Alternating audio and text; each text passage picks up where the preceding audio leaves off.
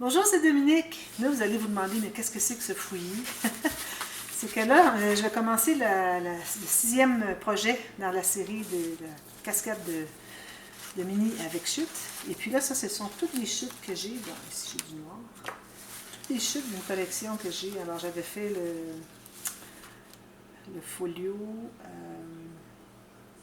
l'album Sangousset Niéman, je crois que c'était celui que j'avais fait avec cette collection. Trop joli. Alors, il me reste tout plein de petits morceaux, comme vous voyez.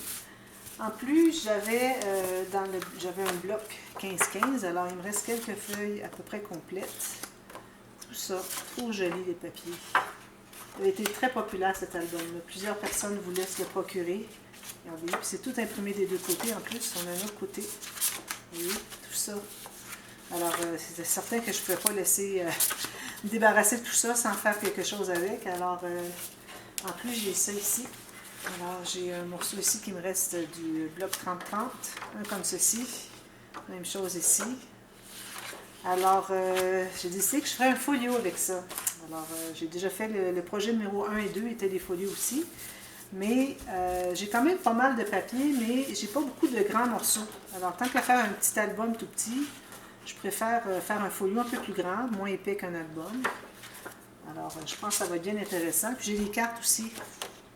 On a un imprimé comme ceci, mais moi, vraiment, je veux toujours profiter de toutes les cartes que je peux. Alors, je vais utiliser toutes ces cartes ici. Alors, j'ai tous ces petits morceaux-là. Alors, moi, je vais devoir trouver une façon de les ranger. Mais bon, je vais commencer la vidéo tout de suite. J'ai choisi quelques papiers. Alors, j'ai un petit peu de prune qui va avec celui-ci. Il n'en reste pas beaucoup. Ça, c'était les tout premiers papiers que j'avais achetés il y a 7 ans. 2014, oui, 7 ans. Pour un autre projet qui n'était même pas du scrap. Je ne faisais pas de scrapbooking dans ce temps-là. Alors, c'est tout ce qui me reste. Et puis, j'ai des couleurs ici. Alors, j'ai le rose, j'ai le rouge, le jaune, sur quoi je vais aller me chercher d'autres feuilles parce que ça va être surtout pour les espaces photos. Il va y avoir beaucoup d'espaces photos, toutes sortes de petites bordures avec le papier comme ça.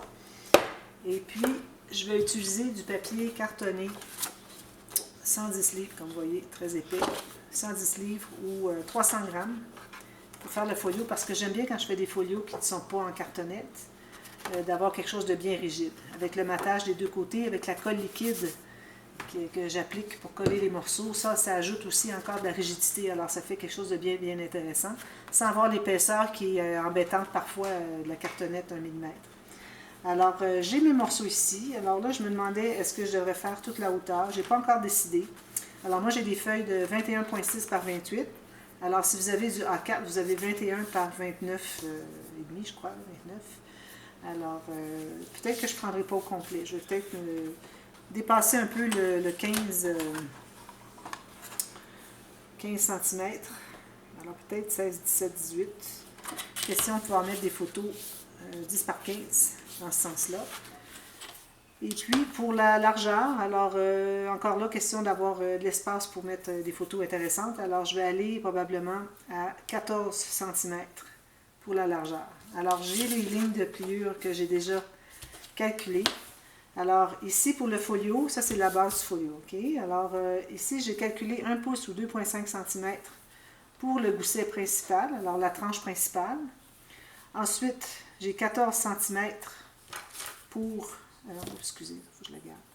14 cm pour la largeur. Je ne vais pas faire quelque chose de trop grand. Je n'ai pas assez de papier pour ça.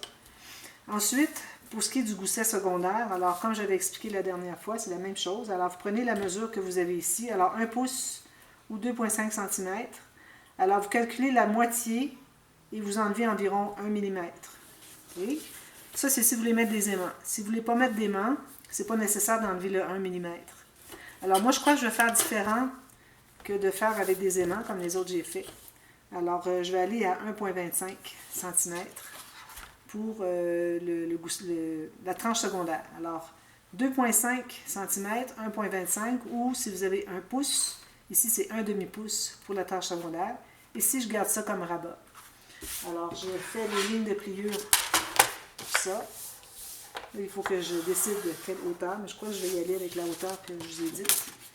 Question d'avoir des espaces photos intéressants pour mettre des 4 par 6 ou 10 par 15. Alors, c'est ce que j'ai ici. J'ai gardé, comme je vous disais tout à l'heure, 17 cm de hauteur. Alors, j'ai fait une première ligne de pliure à 1 pouce ou 2,5 cm. Ensuite, ici, moi, je suis à 6,5 en pouces pour la deuxième ligne. Donc, on a 5 pouces et demi entre les deux lignes. Et puis, un demi-pouce ici. C'est ce que je vous ai dit, 2,5 cm. Ensuite, vous avez l'autre section qui est 14 cm. Ensuite, 1,25. Puis, il vous reste 10 cm. En pouces, il va me rester 4. Alors, je fais ça 2 fois. Alors, 1 pouce ici. Ensuite, j'avais 6 pouces et demi et 7 pouces. Alors, deux fois la même chose. Okay. Je passe mes marques.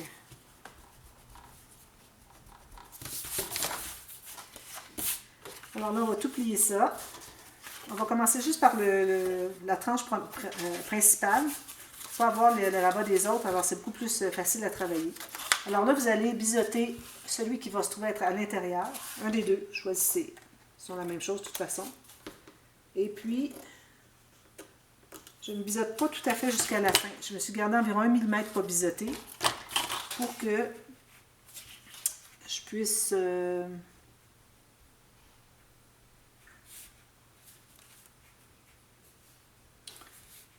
c'est ça. Pour que je puisse finalement placer mon morceau que je viens de biseauter à 1 mm à l'intérieur ici du pli du deuxième morceau. Okay. Tout juste à l'intérieur pour que ça plie bien. Donc, je ne voudrais pas que le morceau ici dépasse. Donc, j'ai environ 1 mm qui dépasse ici. Donc, je ne voudrais pas l'avoir biseauté. D'accord? Alors, je vais mettre la colle sur ce morceau ici qui n'est pas biseauté. Coller l'autre. Ou bien vous mettez la colle derrière celui qui est biseauté, mais pas jusqu'au bord. Un petit peu, j'ai des petites choses ici.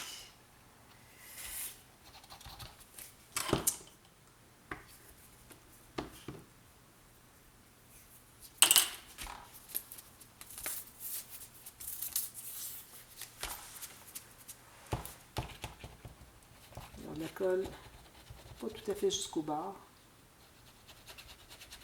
Pas qu'on la voit de l'autre côté. Ou si vous en avez mis, il faudrait l'enlever. Je vous souhaite que ça ne paraisse pas. Alors, amplement de colle. Ça sort à la goutte. Et puis, je vais le placer ici, tout juste à l'intérieur de ce côté-ci du pli. Il faut dégager le pli. Et puis, bien aligné en haut, ici, les deux côtés, bien égal. On presse tout ça.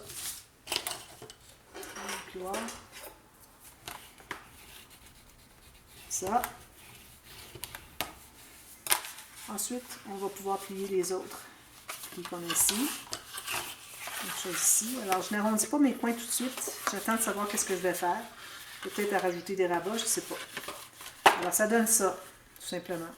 Alors, si vous décidez de mettre des aimants pour le fermer ici, moi, je vais mettre un fermoir autrement. Alors, si vous préférez mettre les aimants, n'oubliez pas d'enlever 1 mm sur la largeur des tranches secondaires de chacune. 1 mm chacune. Ça correspond à votre 1 mm d'aimant que vous allez ajouter. Okay? Si 1 mm, c'est vraiment le minimum, parce qu'il ne faut pas oublier qu'aussi, il y a le papier par-dessus. Alors, ça aussi, ça ajoute.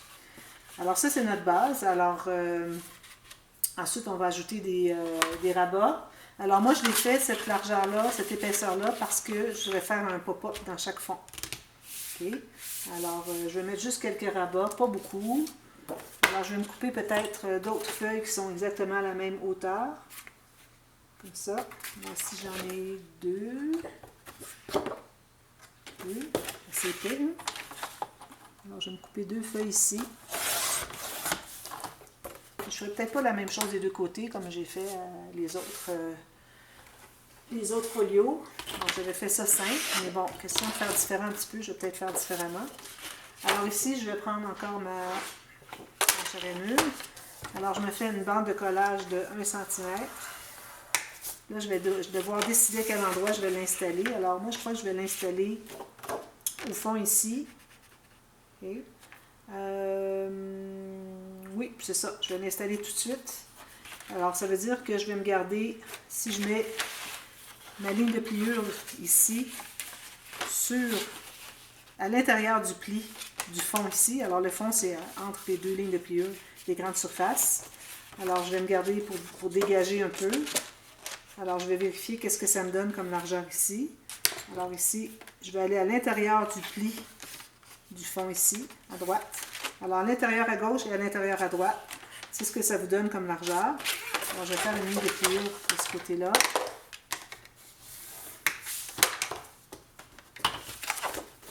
Alors, un autre rabat ici. Lui, c'est certain que je vais arrondir les coins. Je ne vais pas faire d'accordéon avec. Alors, je vais le coller tout de suite. Excusez, j'ai oublié de mettre un gousset. Est-ce qu'on met un gousset? Bon, je vais le mettre au fond comme ça, puis peut-être que le pop-up sera sur ça. Et puis, c'est pas nécessaire que ce soit au fond, il pourrait être sur le dessus. Sinon, ben, il faudrait avoir un gousset d'aisance. Parce que le pop-up, on sait que ça prend de l'épaisseur. Hein? Alors, peut-être que je le ferai de l'autre côté. On va voir. On ajuste. Alors, pourvu que vous ayez le rabat qui reste après les mesures que je vous ai données, que ça se contienne à l'intérieur ici. Okay? Alors là, je mets la colle sur l'extérieur de la bande de collage. Alors, comme vous voyez, c'est un petit peu de l'improvisation que je fais. Alors, j'ai pensé un petit peu, grosso modo, qu'est-ce que j'étais pour faire, sans vraiment avoir de plan. Alors ici, moi, je m'aperçois que ça dépasse un tout petit peu. Alors, je vais devoir aller le couper tout à l'heure. Alors, il faut dégager pour que ça plie bien ici. Et bien égal à l'autre extrémité aussi. Ça. Alors là, je vais me trouver à faire ceci. Et puis, peut-être que là, je ferai le pop-up ici. Donc, je vais ajouter un autre morceau ici avec un gousset. Alors, je mettrai encore là une ligne de pliure. Mon outil ici. 1 cm idéalement. Alors, je vais me faire un gousset vu que je vais l'installer dessous ici et que je vais avoir toute l'épaisseur de ça avec tous les papiers. Alors, je pense que je vais faire... alors là, on va aller chercher l'épaisseur qu'on a ici. Je vais faire 6 mm. Alors ici, vu que j'avais 1,2 cm, alors ça va me donner encore de l'espace pour faire autre chose par-dessus. Alors ici, j'ai 6 mm en plus de ma bande de collage. Et puis, si je l'installe, alors je vais plier comme ceci et comme ceci. Oui. Alors lui, il va être collé ici, sur le côté droit de la section de gauche, du fond de gauche. Alors tout ça va être à l'intérieur ici, comme ceci. Alors une fois que ça va être plié, collé, juste que j'ai réussi à plier, comme ça, comme ceci, comme ceci. Alors là, je vais peut-être faire un rabat de l'autre côté. Alors je vais me faire une ligne de pliure encore là, un petit peu plus petit que mon rabat de dessus ici. Alors environ 2 mm plus petit. J'ai fait une marque là, alors je vais faire la ligne de pliure, mais je vais la faire juste comme ça un petit peu. Puis je vais aller derrière. Je voudrais la faire de l'autre côté pour que je puisse plier du bon côté. Parce que vous savez, quand on fait une rainure comme ça, on fait un creux, puis ça crée une bosse de l'autre côté. Idéalement, c'est de plier sur la bosse. Alors moi, je ne voulais pas que mon papier, qui est assez épais, soit endommagé un petit peu en le pliant des deux côtés. Alors, je préfère faire la ligne de pliure de l'autre côté pour que je le plie de ce côté-ci et que ça n'endommage pas. Parce que si on plie des deux côtés, là, on endommage un petit peu. C'est un petit détail qui en vaut la peine. Alors ici, je vais biseauter mon rabat ici. Puis, je vais l'installer ici sur le fond du côté droit. Alors, tout juste à l'intérieur de la ligne de pliure du côté droit du fond de gauche. On travaille sur la partie de gauche. Qu'est-ce que ça donne? Alors, je vais plier ici avec le gousset sous les doigts. Puis, je l'installe ici. Alors, vous voyez où est-ce que vous avez votre rabat. Revisez, voir où est-ce que vous êtes, où est-ce que vous en êtes. Ici, vous avez la tranche principale. Alors, on est tout juste à gauche de la tranche principale sur la section de gauche. Okay. Alors, comme ceci, ici, encore bien droit ici. Alors, allez voir, quand vous placez ici droit, allez voir l'extrémité de votre papier. Vous l'ouvrez à la grandeur pour voir si c'est droit ici. Alors, si c'est droit ici, c'est que ça va être bien droit ici. Alors, vous pressez tout ça. Encore ici, j'ai un petit peu trop large, alors je vais devoir l'enlever au ciseau. peut-être vérifier avant. Moi, je vais aller rapidement à cause du tuto, là, mais vérifier, aller ajuster. Là. Moi, j'ai 2 mm de trou ici. Ici, j'ai 1 mm de trou. Alors, ici, je vais certainement arrondir mes coins. Alors là, j'ai la section ici qui est avancée. Alors ça, ici, ça va comme ceci. Ici, on va avoir un pop-up. Alors, probablement qu'on va devoir ajouter ici un rabat. Peut-être qu'on le mettra là-dessus. Peut-être qu'on ajoutera un autre rabat ici.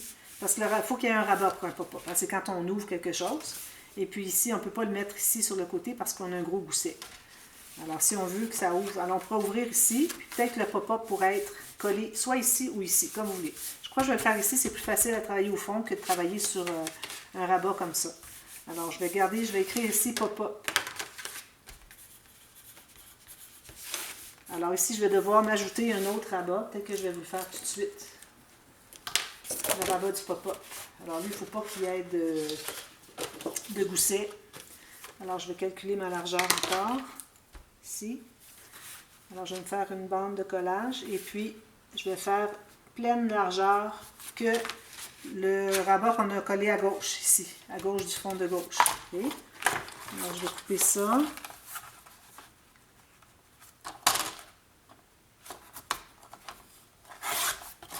Alors ça sera la section pour le pop-up de gauche. Puis on verra ce qui nous restera ici par rapport à tout ce qu'on a ici. Ce qui restera après qu'on aura fait le pop-up. On verra à la toute fin si on ajoute autre chose par-dessus ce rabat ici. Alors là, je vais faire ma ligne de pliure. Je vais tout récapituler quand on va revenir demain. Je vais réfléchir sur le prochain, sur les rabats qu'il y a de l'autre côté. Alors, si je fais ma ligne de pliure, on n'a pas de gousset. Je vais effacer ma marque ici. Je vais biseauter la bande de collage jusqu'à la ligne de pliure. Puis, on va faire un pli comme ceci. Parce que j'ai du papier épais, je vais faire mon arrondi. Alors ici, je vais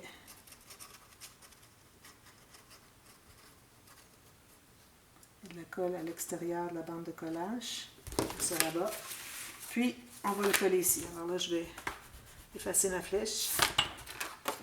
Je vais le coller tout juste ici par-dessus le premier rabat qu'on a posé tout à l'heure. Tout juste sur le dessus ici. Alors là, ici, il n'est pas question de mettre des doublures de page. Là, il est trop tard. Peut-être que j'en mettrai de l'autre côté, mais je ne pense pas en mettre de toute façon. Juste, tant qu'à en mettre juste un, je ne m'entends pas en mettre. Alors ici, bien droit, bien égal ici. Vis-à-vis des côtés, ça arrive tout juste égal. Je vais aller ouvrir et presser. Alors là, on a terminé cette section ici pour ce qui est de... Puis je vais aussi arrondir les coins. Pour ce qui est de bâtir les rabats. Alors, je vais faire autre chose de l'autre côté. Alors ça va faire ça, et ça, et ça. Alors, tout de suite, c'est ce qu'on a. Alors, on va voir, parce qu'ici, on n'a que 6 mm.